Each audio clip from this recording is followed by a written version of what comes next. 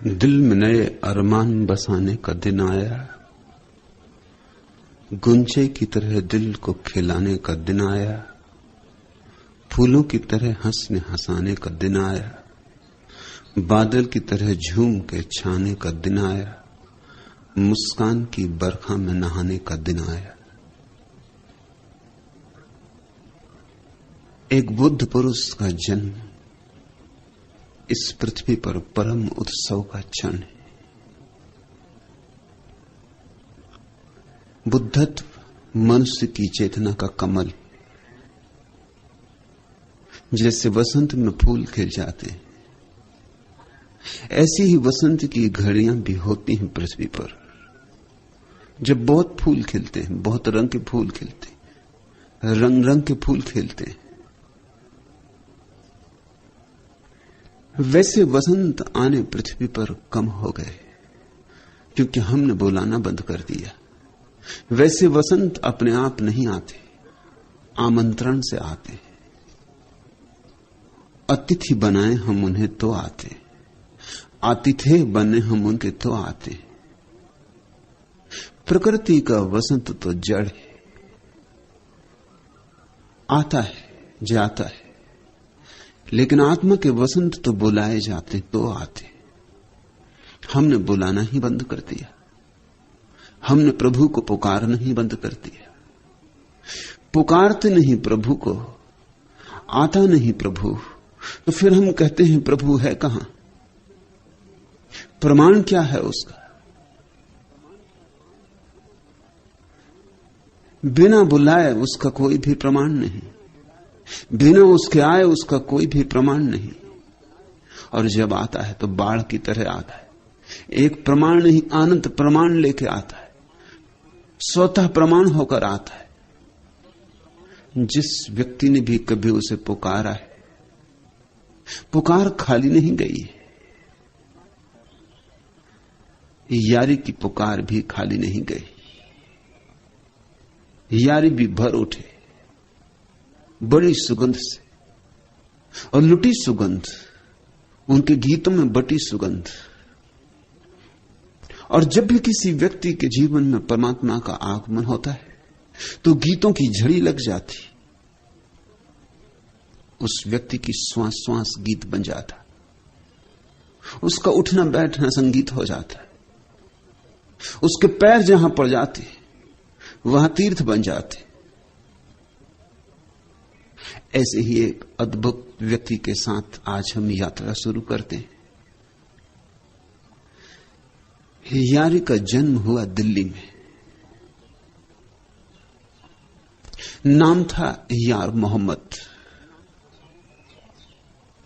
फिर मोहम्मद तो जल्दी ही खो गया, क्योंकि जिससे परमात्मा को पुकारना हो वह हिंदू नहीं रह सकता, वह मुसलमान भी नहीं रह सकता, वह ईसाई भी नहीं रह सकता। परमात्मा को पुकारने के लिए कुछ शर्तें पूरी करनी पड़ती, और पहली शर्त है विशेषण छोड़ देने पड़ते हैं, आग्रह छोड़ देने पड़ते हैं, मंदिर और मस्जिद छोड़ देने पड़ते हैं। तभी तो खुद मंदिर बनोगे, खुद मस्जिद बनोगे। जब तक बाहर के मंदिर और मस्जिद को पकड़े रहोगे, याद ही ना आएगी कि अपने भीतर भी एक मंदिर था, और उस मंदिर में न कभी दीप जले, और उस मंदिर में न कभी धूप जली, उस मंदिर में कभी नाद न हुआ। अपने भीतर भी एक मस्जिद थी जिसमें कभी अजान न उठी, जिसमें कभी नमाज न पढ़ी गई। जहां अंधेरा था तो अंधेरा ही रहा। बाहर के मंदिर मस्जिदों में जो भटका है वह भीतर के असली मंदिर और मस्जिद से वंचित रह जाएगा। जिसने नजर बाहर रखी वह कभी परमात्मा को नहीं पा सकेगा। और धन को खोजने वाले भी बाहर खोजते, और ध्यान को खोजने वाले भी बाहर खोजते। धन के खोजने वालों को क्षमा किया जा सकता है, ध्यान के खोजने वालों को क्षमा नहीं किया जा सकता। धन तो बाहर है, ध्यान तो बाहर नहीं। पद खोजते हो, प्रतिष्ठा खोजते हो, बाहरी खोजनी पड़ेगी। परमात्मा खोजना है तो भीतर खोजना पड़ेगा।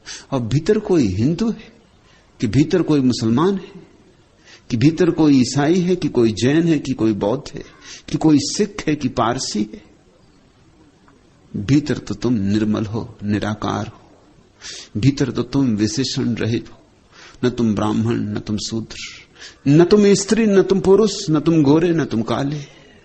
भीतर तो तुम बच्चे भी नहीं, जवान भी नहीं, बूढ़े भी नहीं। भीतर तो तुम शाश्वत हो, समयातीत हो, कालातीत हो। और भीतर का ही स्वाद मिले तो परमात्मा का स्वाद मिले। सो जल्दी ही यार मोहम्मद कहां खो गया पता नहीं। अब तो लोग अनुमान लगाते हैं कि यार मोहम्मद नाम रहा होगा। यह अनुमान है, ऐतिहासिक कोई प्रमाण नहीं। ऐसा ही होता है। ये तो बाहर के रंग है। ये तो एक उसकी वर्षा का झोंका आया कि ये रंग बह जाएंगे। शिष्य थे वीरू फकीर के। वीरू मुसलमान नहीं, वीरू तो जन्मे थे हिंदू घर में। लेकिन जब कोई ज्योति जलती है तो सब तरह के दीवाने चले आते, भांति भांति के परवाने चले आते। उस मदमस्ती में कौन देखता है कौन हिंदू कौन मुसलमान। वीरू खुद एक मुसलमान फकीर स्त्री के शिष्य थे, बावरी साहिबा के। संतों का जगत कुछ और ही है। वहां बाहर के भेदों का कोई मूल्य नहीं। यह स्त्री बावरी साहिबा भी बड़ी अद्भुत स्त्री थी। स्त्रियां तो थोड़ी ही हुई हैं जो अंगुलियों पर गिनी जा सके, उनमें बावरी भी एक है। उसका तो नाम भी पता नहीं। ऐसी पागल हुई प्रभु के प्रेम में कि बस इतनी ही याद रह गई कि बावरी थी, कि दीवानी थी, कि पागल थी। बावरी थी मुसलमान, संस्कारगत, जन्मगत। शिष्य थे वीरू, जन्मगत संस्कारगत हिंदू। प्रशिष्य थे यारी साहब, फिर मुसलमान। ऐसे यारी में दो धाराओं का मिलन हुआ। ऐसे यारी में संगम हुआ। और यारी के वचनों में जगह जगह उस संगम की झलक मिलेगी। पहले मोहम्मद गया, फिर यार थे, यार से यारी हो गए। वह बात भी समझ लेनी चाहिए। यार का अर्थ होता है मित्र, यारी का अर्थ होता है मैत्री, मित्रता। जब अहंकार खो जाए तो फूल खो जाता है, सुवास रह जाती। फिर तुम पकड़ नहीं सकते सुवास को, मुट्ठी में बांध नहीं सकते सुवास को।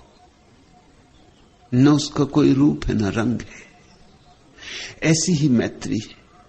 बुद्ध ने तो कहा है कि बुद्ध पुरुष कल्याण मित्र होते। यारी एक कल्याण मित्र।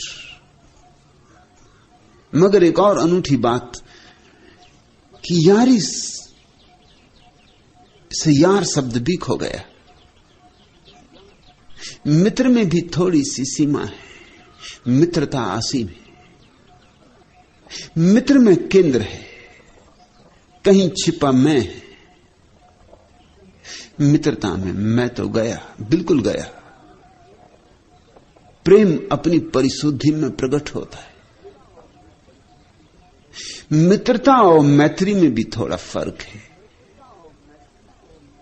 मित्रता होती है दो व्यक्तियों के बीच, एक संबंध है मित्रता। मैत्री संबंध नहीं है। समाधि की अवस्था है। मैत्री दूसरा ना भी हो तो भी चलती है, तो भी बहती है। मित्रता के लिए दूसरा जरूरी है, मैं और तू का नाता जरूरी है। मित्रता में द्वैत शेष रहता है, मैत्री में द्वैत भी अशेष हो जाता है। मैत्री का अर्थ है वृक्ष हो तो, चट्टान हो तो, आकाश में बादल हो तो, कोई भी ना हो तो भी सुवास उड़ती रहती। तू से नहीं बंधी है। जब मैं ही ना रहा तो तू कैसे रहेगा? मैं और तू तो एक ही सिक्के के दो पहलू हैं। इधर गया मैं, उधर गया तू। तब एक सहज प्रेम का प्रवाह रह जाता है, निरुद्देश, किसी पते पर निवेदित नहीं। प्रेम की पाती तो लिखी जाती लेकिन किसी पते पर नहीं। और जब तुम बिना किसी पते के प्रेम की पाती लिखते हो तो परमात्मा तक पहुंचती। मैत्री मित्रता की पराकाष्ठा है। छूट गए सीमाओं के बंधन, गिर गई जंजीरें, मैत्री ने पंख फैला दिए, उड़ गई आकाश में। प्रेम का चरम रूप है, इसलिए नाम प्यारा है। यार मोहम्मद से रह गए यार, फिर यार भी खो गया, बची यारी। और इसलिए मैं कहता हूं, दिल में नए अरमान बसाने का दिन आया, गुंजे की तरह दिल को खिलाने का दिन आया, फूलों की तरह हंस तरह झुके छाने का दिन आया, मुस्कान की बरखा में नहाने का दिन आया। गिरने देना यारी के वचनों को जैसे वर्षा की बूंदा बांदी हो। गिरने देना उनके मेघ को तुम्हारे ऊपर। नहा लेना, यही वस्तुतः गंगा का स्नान है। संतों की वाणी बरस जाए तुम पर तो देह ही नहीं शुद्ध हो जाती, प्राणों के प्राणों तक भी शुद्धि पहुंच जाती। तन ही नहीं नहा लेता, मन ही नहीं नहा लेता, तन और मन के पीछे छिपा हुआ साक्षी भी सारी धूल झाड़ के उठ बैठता है। नींद टूट जाती है और तुम्हारे भीतर जो कली न मालूम कितने दिन से बेखिली पड़ी थी, खिल उठती। खिले हुए फूलों के संग साथ का यही तो अर्थ है। खिले हुए फूलों के संग साथ का यही तो प्रयोजन है कि तुम्हें भी याद आ जाए कि तुम भी खिलने को आए थे यहां, और बिना खिले मत लौट जाना। तुम्हें भी याद आ जाए कि खिलना तुम्हारी भी क्षमता है, तुम्हारा भी स्वभाव है। ऐसे करना यारी का सत्संग। सूत्र, विरहनी मंदिर दीना बार। हम सब विरह में हैं, हमें पता हो या ना पता हो। बीमार तो बीमार है, बीमार को पता हो या ना पता हो। बीमारी महीनों चलती और जब तक कोई चिकित्सक ना मिल जाए ठीक ठीक निदान भी नहीं हो पाता कि बीमारी क्या है। नहीं मिला था चिकित्सक तो भी बीमारी तो चलती थी। रूस में एक बड़े वैज्ञानिक किरलियान ने एक नए किस्म की फोटोग्राफी का आविष्कार किया है, जिसमें बीमारी के आने के 6 महीने पहले बीमारी का पता चल जाता है। बीमार होने के 6 महीने पहले। अभी बीमार को भी 6 महीने बाद पता चलेगा, और बीमार को भी पता चलते चलते जब महीने 2 महीने बीत जाएंगे तब वो चिकित्सक के पास जाएगा लेकिन क्रिलियन फोटो से 6 महीने पहले पता चल जाता है कि किस तरह की बीमारी, किस भांति की बीमारी पकड़ने वाली। कहीं बीमारी ने पकड़ ही लिया है किसी गहरे तल पर। उस गहरे तल से आते आते तुम्हारे चेतन तक, अचेतन से चेतन की यात्रा करते करते समय लगेगा। फिर कुछ दिन तो तुम टालोगे, कुछ दिन तो तुम मन समझा लोगे कि यूं ही होगा, कि सर्दी जुकाम है, कि सिर दर्द है, कि थकान है, कि काम ज्यादा है, कि कल रात ठीक से सो नहीं पाए। टालते रहोगे कुछ बहाने खोजकर। और कुछ बीमारियां तो ऐसी हैं कि आदमी जिंदगी भर टाल सकता है, और कुछ बीमारियां तो इतनी सूक्ष्म हैं कि टालने की जरूरत ही नहीं पड़ती, पता ही नहीं चलता है। उतनी सूक्ष्म बुद्धि ही कम लोगों के पास है, उतनी प्रकीर्ण संवेदनशीलता ही बहुत कम लोगों के पास है। फिर शरीर की बीमारियों की बात हुई, ये तो मन की बीमारियां और भी गहरी हैं। मनोवैज्ञानिक तो कहते हैं कि 4 में से 3 लोग मानसिक रूप से बीमार हैं। 4 में से 3 तो बड़ी संख्या हो गई। और मनोवैज्ञानिक ये भी कहते हैं कि चौथा स्वस्थ है, ये भी हम गारंटी से नहीं कह सकते। 3 तो निश्चित बीमार है, चौथा संदिग्ध है। ये तो खूब बात हुई। इसका तो अर्थ हुआ कि सारी मनुष्यता बीमार है, और ये तो मन की बीमारी की बात है। फिर उसके गहरे आत्मा की बीमारी है। जब मन में 4 में से 3 बीमार है और चौथा संदिग्ध है, तो आत्मा के संबंध में तो निश्चिंत मानो कि चारों बीमार हैं, और चारों की बीमारी सुनिश्चित है। उस बीमारी का नाम विरह है। विरह का अर्थ होता है हमें अपनी जड़ें भूल गई, हमारा परमात्मा से संबंध टूट गया है, हम जिसमें हैं उसका ही हमें पता भूल गया है। जो हमारी श्वासों की श्वास है, जो हमारे प्राणों का प्राण है, उससे हमारे सेतु छिन्न भिन्न हो गए।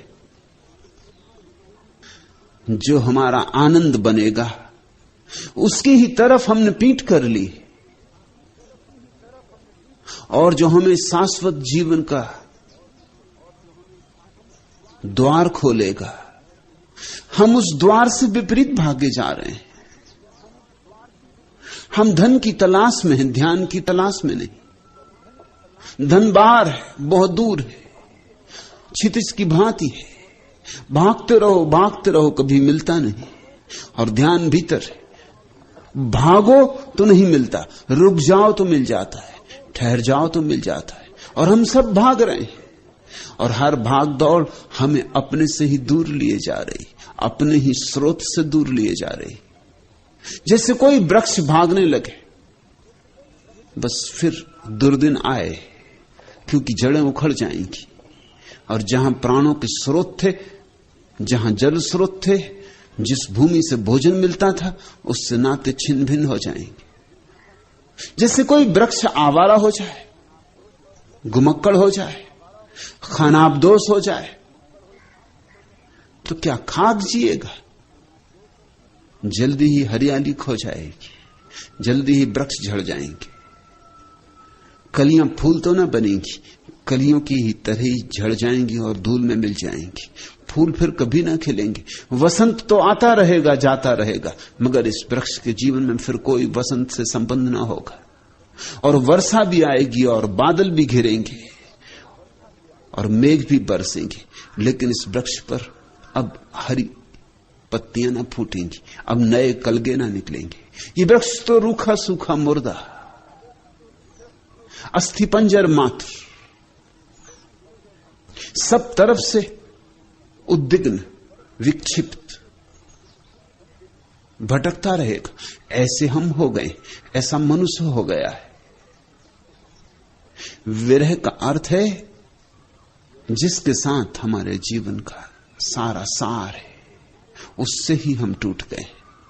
जो हमारे प्राणों का प्राण, जो हमारा प्यारा है, उससे ही हम विमुख हो गए।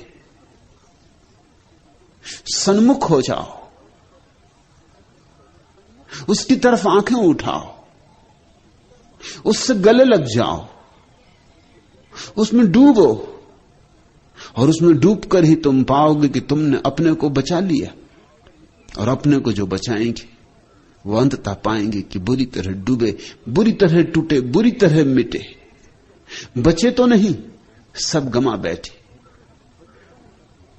ऐसे लोग जो परमात्मा के विपरीत जीते हैं, खाली हाथ ही आते और खाली हाथ ही जाते, और भी ज्यादा खाली हाथ जाते। वे लोग जो परमात्मा में जीते हैं, वे भरे भरे जीते हैं। उनकी जिंदगी में एक परितोष होगा, एक अपूर्व आनंद होगा, एक उत्सव होगा।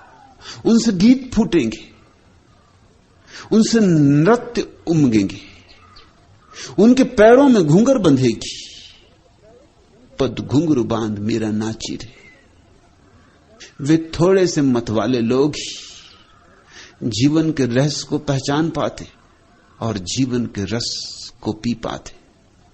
और जीवन का रस अमृत है, जिसने पी लिया उसकी फिर कोई मृत्यु नहीं, और जो बिना पिए रह गया उसका कोई जीवन नहीं। झूठा ही जीता है वह, ऐसे ही ऊपर ऊपर जीता है वह। उसका जीवन नपुंसक है, उसमें कोई ऊर्जा नहीं। विरहनी मंदिर दीनाबार, ये तुमसे कहा है, ये सबसे कहा है, उन सबसे कहा है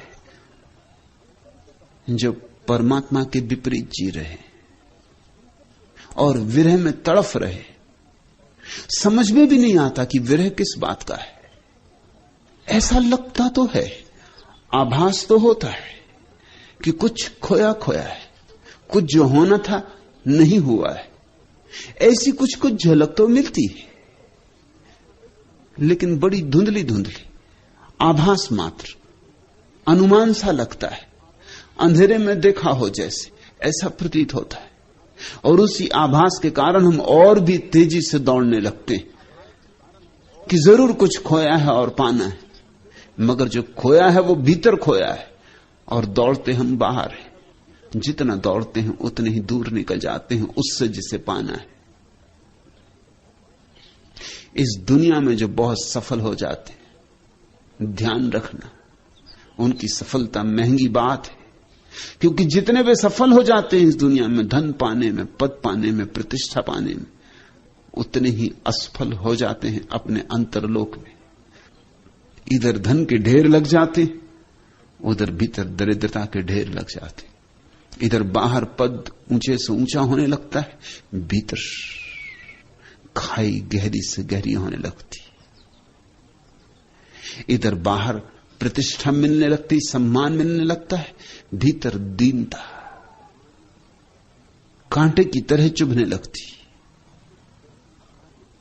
विरहनी मंदिर दीनाबार, मंदिर से अर्थ है तुम्हारी देह से, क्योंकि इसी मंदिर में तो परमात्मा विराजमान है। कहां भागे जाते हो, किसे खोजने निकले हो? अनंत से तो खोज रहे हो, मिला नहीं। जरूर कोई बुनियादी चूक हो रही।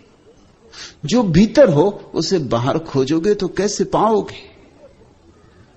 मंदिर हो तुम, और तुम्हारे तथाकथित पंडित पुरोहित तुम्हारी देह की निंदा में संलग्न है। सदियों से उनका एक ही काम है कि तुम्हारी देह की निंदा करें, कि तुम्हें देह का शत्रु बनाएं, कि तुम्हें बताएं कि देह के कारण ही तुम परमात्मा से टूटे हो। झूठी यह बात है, सरासर झूठी यह बात है, 100% झूठी यह बात है। तुम्हारी देह परमात्मा के विपरीत नहीं, तुम्हारी देह को तो परमात्मा ने अपना आवास बनाया है। तुम्हारी देह मंदिर है, पूजा का स्थल है, काबा है, काशी है। तुम्हारी देह को दबाना मत, सताना मत, तुम्हारी देह को तोड़ने में मत लग जाना। हालांकि यही तुम्हें सिखाया गया है, यही जहर तुम्हें पिलाया गया है। दूध के साथ, घुटी के साथ तुम्हें यह जहर पिलाया गया है कि देह पाप है। और जिसको ये समझ में आ गई बात, जिसके भीतर ये बात बहुत गहराई में बैठ गई, ये ना समझी कि देह पाप है, वह परमात्मा से कभी भी ना मिल सकेगा। क्योंकि देह से डरा डरा बाहर बाहर रहेगा, और देह के भीतर तो प्रवेश कैसे करेगा? पाप में कहीं प्रवेश किया जाता है? देह उसकी भेंट है, पाप नहीं। देह पुण्य है, पाप नहीं। देह पवित्र है, अपवित्र नहीं। देह का सम्मान करो, देह का सत्कार करो, और तभी तो तुम प्रवेश कर पाओगे। देह से मैत्री बनाओ, यारी साधो, और धीरे धीरे देह में भीतर सरको। योग तैयार करता है तुम्हारी देह को, ताकि तुम भीतर सरक सको। तुम्हारे देह के द्वार खोलता है, और ध्यान तुम्हें देह के भीतर बैठने की कला सिखाता है। और जिसने देह के द्वार खोल लिए योग से, और जिसने ध्यान से भीतर बैठने की कला सीख ली, पा लिया उसने परमात्मा को। सदा परमात्मा ऐसे ही पाया गया है। मंदिर दीनाबार, आत्मज्योति भीतर जलानी है। ये दिया तुम्हारी देह में जलना है। जलाना है कहना शायद ठीक नहीं, जल ही रहा है। पहचानना है, प्रतिभिज्ञा करनी है। रंग है जिसमें मगर बुए वफा कुछ भी नहीं। ऐसे फूलों से न घर अपना सजाना हरगिज। दिल तुम्हारा है वफाओं की परिस्थिति के लिए। इस मोहब्बत के सिवाले को न ढाना हरगिज। ये तुम्हारी देह, ये तुम्हारा दिल धड़कता है जो भीतर, इसी के अंतरतम में परमात्मा विराजमान है। तुम झूठे फूलों में भटके हो, जबकि सच्चा फूल तुम्हारे भीतर खिलने को राजी। तुम्हारी झील में नीलकमल खिलने को राजी। तुम मांगते फिरते हो प्लास्टिक के फूलों को, बाजारों में खरीद रहे हो कागज के फूलों को। रंग हैं जिसमें मगर बुए वफा कुछ भी नहीं। ऐसे फूलों से न घर अपना सजाना हरगिज। दिल तुम्हारा है वफाओं की परिस्थिति के लिए। इस मोहब्बत के सिवाले को न ढाना हरगिज। उतरो देह की सीढ़ियों से, पाओगे हृदय को, वह तुम्हारा अंतर्गृह। फिर उतरो हृदय की सीढ़ियों से और तुम पाओगे उस अमृत के स्रोत को, जिसके बिना जीवन उदास है, जिसके बिना जीवन संताप है, जिसके बिना जीवन विषाद है। विरहनी मंदिर दीनाबार। ए विरही लोगो, अपने घर में आत्मज्योति को जलाओ। यह जलती आत्मज्योति को पहचानो। कब ठहरेगा दर्द ए दिल, कब रात बसर होगी। सुनते थे वह आएंगे, सुनते थे सहर होगी। कब जान लहू होगी, कब अश्क गुहर होगा। किस दिन तेरी सनवाई ए दीदाए तर होगी। कब महकेगी फसले गुल, कब बहकेगा महखाना। कब सुबह सुखन होगी, कब सामे नजर होगी। वाइज है न जाहिद है, ना से है न कातिल है। अब शहर में यारों की किस तरह बसर होगी। दुनिया बड़ी सूनी हो गई, दुनिया बड़ी सूनी। अब नहीं मिलते यारी जैसे लोग। दुनिया बड़ी उदास है, आदमियों की भीड़ बढ़ती गई है और आदमी खोता गया है। आदमियों की भीड़ बढ़ती गई है और आत्मा खोती गई है। अब नहीं मिलते वे प्यारे लोग, या बड़ी मुश्किल से मिलते। कभी गांव गांव उनके दिए जलते थे, कभी बस्ती बस्ती उनकी रोशनी से रोशन थी। इस जमीन ने बड़े प्यारे फूल उगाए। क्यों ऐसा हो गया? अब प्यारे फूल क्यों नहीं उगते? झाड़ियां अब भी हैं, मगर गुलाब के फूलों के दर्शन नहीं होते। कहीं कोई बुनियादी चूक हमारे दृष्टिकोण में हो गई। हम ज्यादा से ज्यादा बहिर्मुखी हो गए और अब तो बहिर्मुखता की हद आ गई। अब तो इस हद के आगे गए तो मौत है, इस हद के आगे गए तो आदमी समाप्त है। अब तो लौट पड़ना होगा, अब तो फिर खोए खजाने खोजने होंगे। कब ठहरेगा दर्द ए दिल, कब रात बसर होगी। सुनते थे वह आएंगे, सुनते थे सहर होगी। सदियों सदियों तक लोगों ने परमात्मा की प्रतीक्षा में दिन और रातें बिताई थी। अब तो याद भी नहीं आती। अब तो परमात्मा हमारी जिंदगी का हिस्सा ही नहीं। अब तो हम परमात्मा शब्द का भी उपयोग करते हैं तो औपचारिक ढंग से करते हैं। अब उसमें अर्थ नहीं रह गया, क्योंकि अर्थ हम डालते ही नहीं, तो उसमें अर्थ आएगा कहां से? शब्दों में अर्थ नहीं होते, अर्थ तो जीवन से डालने होते। कब ठहरेगा दर्द दिल, कब रात बसर होगी, कब टूटेगी ये रात और दिल की ये बेचैनियां और दिल की ये दुख भरे क्षण कब समाप्त होंगे? सुनते थे वह आएंगे, सुनते थे सहर होगी। सुनते रहे हैं, सुनते रहे कि सुबह होगी, सुबह होगी, होती मालूम नहीं होती। अंधेरा सघन से सघन होता जाता है। कब जान लहू होगी, कब अश्क गोहर होगा, कब आएगा वो क्षण जब आंसू मोती बन जाते, सच आंसू मोती बन जाते। जो परमात्मा की राह पर रोता है उसके आंसू मोती बन जाते। आदमी की राह पर जो चलता है उसके तो मोती भी आंसुओं से बदतर है। यहां तो धन भी पालो तो निर्धनता ही हाथ लगती है। यहां तो मोती भी आज नहीं कल पता चलते हैं कि बस 2 कौड़ी के थे, मगर एक और राह भी है। कब जान लहू होगी, कब अश्क गोहर होगा, किस दिन तेरी सनवाई ए दीदा ए तर होगी, और कब तेरे दर्शन होंगे।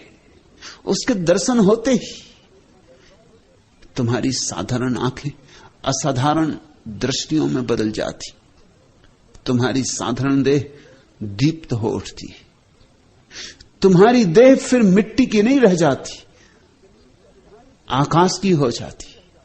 फिर जमीन की कशिश तुम्हें नीचे नहीं खींच पाती, फिर आकाश का प्रसाद तुम्हें ऊपर उठा लेता है। कब महकेगी फसलें गुल, कब आएगा वसंत, कब खिलेंगे फूल, कब उठेगी महक, कब महकेगी फसलें गुल, कब बहकेगा मैखाना, कब हम नाचेंगे दीवाने होकर, क्योंकि जो नहीं नाचा दीवाना होकर वह व्यर्थ ही आया और व्यर्थ ही गया। जब तक पृथ्वी मैखाना ना हो जाए, जब तक तुम्हारा जीवन मस्ती की एक लहर ना हो जाए, जब तक तुम्हारी श्वास श्वास में परमात्मा की शराब की सुगंध ना आने लगे, तब तक जानना कि व्यर्थ ही जिए हो। तब तक जानना कि अभी यात्रा ने ठीक मोड़ नहीं लिया। कब महकेगी फसलें गुल, कब बहकेगा मैखाना, कब सुबह सुखन होगी, कब सामे नजर होगी, कब होगी वो प्यारी प्रभात जब सूरज उगेगा। कब आएगी वो सांझ विश्राम की, परम विश्राम की?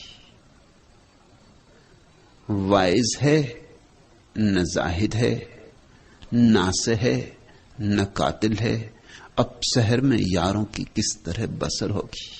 अब तो यहां प्रेमियों का रहना मुश्किल हो गया, अब तो यहां भक्तों का जीना मुश्किल हो गया, अब तो यहां संतों की संभावना ही क्षीण होती चली जाती। यह हमने कैसी दुनिया बना ली, यह हमने आदमी को कैसी शक्ल दे दी। और परिणाम क्या है? परिणाम यही है कि चारों तरफ एक गहन हताशा है।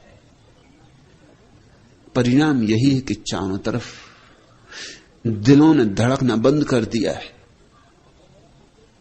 आंखों में मस्ती नहीं, प्राणों में कोई गीत नहीं, पैरों में कोई नृत्य नहीं। परिणाम यही है कि थके मांदे किसी तरह धक्के खाते भीड़ के हम अपनी कब्रों की तरफ बढ़े जाते। कहीं कोई तारा नहीं दिखाई पड़ता, दूर आकाश में भी कोई तारा नहीं दिखाई पड़ता। तारे ही तारों से भर जाता है आकाश, बस भीतर की ज्योति दिखाई पड़ जाए पहले। वहीं से शुरू होती है ठीक ठीक यात्रा। जिसने भीतर ज्योति देखी उसे चारों तरफ ज्योतिर्मय के दर्शन होने लगते हैं। विरहनी मंदिर दीना बार, इसलिए यारी कहते हैं एक काम कर लो, तुम्हारा विरह मुझे छूता, तुम्हारा दुख मुझे छूता, तुम्हें मैं कुंजी देता हूं। विरहनी मंदिर दीना बार, बिन बाती बिन तेल, जुगतिसों बिन दीपक उजियार।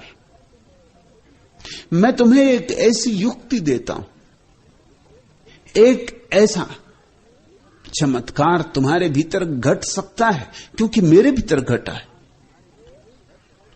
जो एक के भीतर घटा है सबके भीतर घट सकता है।